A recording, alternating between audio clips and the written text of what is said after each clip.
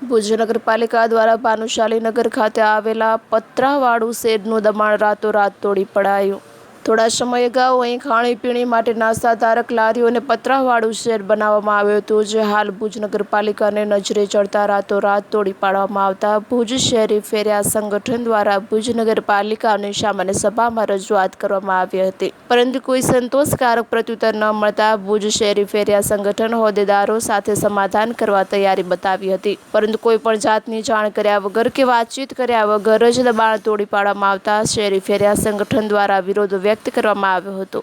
ગઈ રાત્રે ભુજ નગરપાલિકાના 2 કર્મચારીઓ માત્ર કિશોરભાઈ શેખા એન્યુએલએમ શાખાના અને દબાણ શાખાના ઝાલાભાઈ દ્વારા અડધી રાત્રે એટલે કે જ્યારે ફેરિયાઓના ગ્રાહકીનો સમય હોય એવા સમયે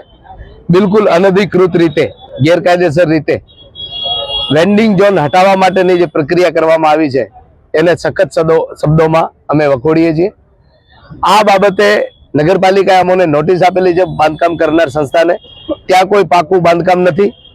નગરપાલિકા એક જગ્યાએ શેડ માટે એવો નિયમ બનાવી રહી છે, નગરપાલિકાના ચીફ ઓફિસર શ્રી અને પ્રશાસન, કે જ્યાં શેડ નડતું ન હોય એવું શેડ ગેરકાયદેસર નથી,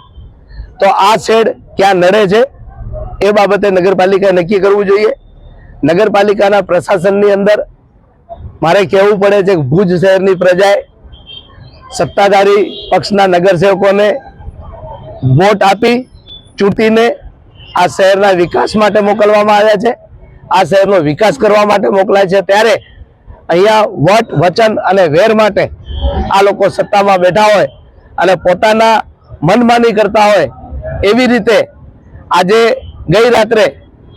નગરપાલિકા દ્વારા આ પતરાનો શેડ જે છે એ હટાવવા માટેની કામગીરી કરવામાં આવી, જ્યારે કે નગરપાલિકાને આ બાબતે 2023 ફેબ્રુઆરીમાં લેખિતમાં પત્ર આપવામાં આવ્યો છે અને એ પત્રનો કોઈ જવાબ નગરપાલિકા પ્રશાસન દ્વારા આપવામાં આવેલ નથી, જે ખેદજનક છે। ત્યારે આજે જે કાર્યવાહી નગરપાલિકાએ રાત્રે કરી છે એ કાર્યવાહીની વિરુદ્ધમાં અમે સત્તાધારી પક્ષના નગરસેવકો સાથે કોઈ પણ પ્રકારનું સમાધાન કરવા માટે તૈયાર છીએ। સમાધાનના પ્રયત્નો પણ અમે કર્યા છે,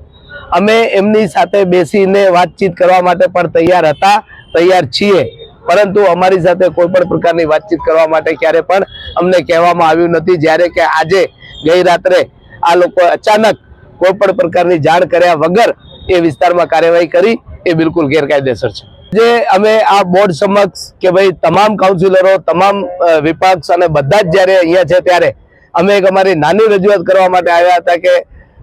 લેટ થઈ ગયા અમે, પરંતુ અમે નાની રજૂઆત કરવા માટે આવ્યા હતા કે અમે પણ આ ફેરિયાઓ જે છે એ ભુજ શહેરના નાગરિકો છે, આ ફેરિયાઓ તમને વોટ આપેલા છે, ત્યારે આ જ ફેરિયાઓના ધંધા રોજગારને અસર ન થાય એના માટે ઈશ્વર અલ્લાહને સાક્ષી રાખી અને હકારાત્મક કાર્યવાહી કરો એવી અમારી વિનંતી છે।